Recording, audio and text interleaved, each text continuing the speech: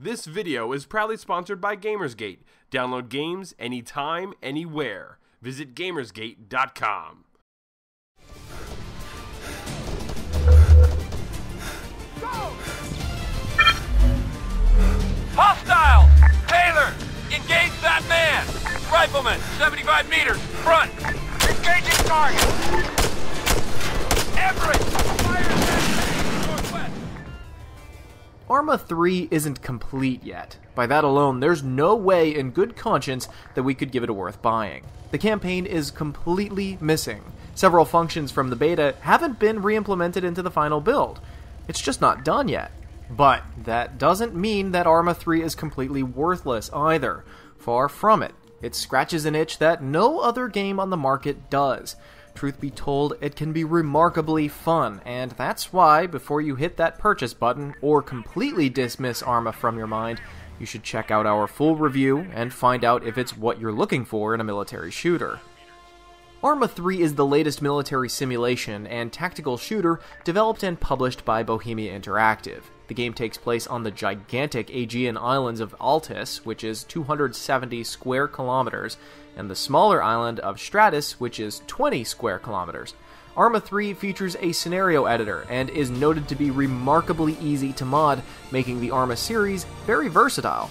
Most games feature massive armies of players working together to accomplish realistic military goals.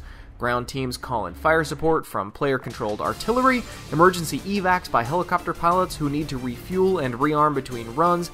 Players carry a realistic amount of ammunition, and no one is a bullet sponge before dying.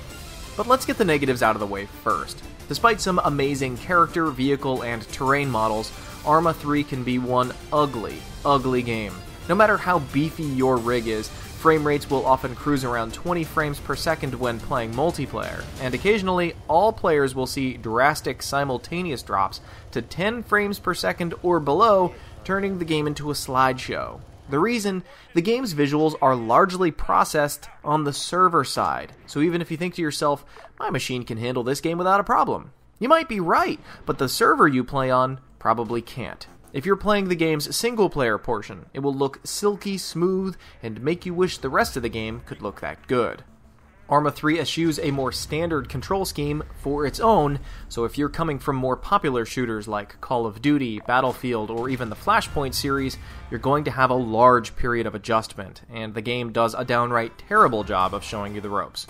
The game's showcases are the closest thing to a tutorial, but even those feel more like they're catered toward longtime fans of the series and not newcomers. Players' best bets are to team up with people who know what they're doing, or hop into the series with a friend and learn together. And finally, as we mentioned earlier, the game is completely missing its campaign for now, which makes its asking price of $60 feel absurd. In October, when the first installment of the campaign releases in the form of free DLC, our mind may change, but if you've got some cash burning a hole in your pocket, you might want to look elsewhere. But on the positive side to ARMA 3, it can be unparalleled fun. Teaming up with friends, or at the very least, a competent group that communicates well with one another, can make the experience totally immersive in this massive military sandbox. ARMA 3 features 5 factions, 9 multiplayer scenarios, more than 20 vehicles, and 40 weapons. It features Steam Workshop support, so finding and installing mods will be a breeze compared to previous ARMA titles. Like no other shooter on the market, encountering an enemy group larger than yours will make you hide, or at the very least, retreat if you don't have the proper support. Tanks will devastate infantry unless someone is carrying the right hardware. The distance from the spawn base to the engagement area could be several kilometers, and walking is simply out of the question. Moving as a group in a very vulnerable helicopter is a drastic change of pace from popular shooters where you die, spawn, shoot, die, spawn, shoot. Simply getting into a firefight and living to see another day is exhilarating. The game is the most realistic military experience you can find. There are no HUD maps showing you where you are and where the enemy is. You need to fall back on maps and compasses. You can set up waypoints to help you along your way, and it's best if players form squads and work as a team, oftentimes doing what the squad leader has to say.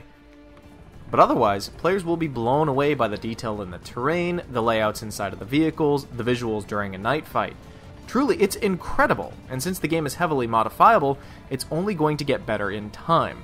Right now, there is a standard survival mode very similar to DayZ that is conceptually okay, but has a few corners that need to be rounded off before it can be considered done. We're disappointed with that steep price tag considering the package isn't complete, and it's hard to see past the terrible frame stability in multiplayer, though on single-player missions, the game looks gorgeous. But if games like Call of Duty and Battlefield simply don't do it for you anymore, you may want to give ARMA 3 a try, but it wouldn't be a terrible idea to wait for it to go on sale or see a permanent price drop.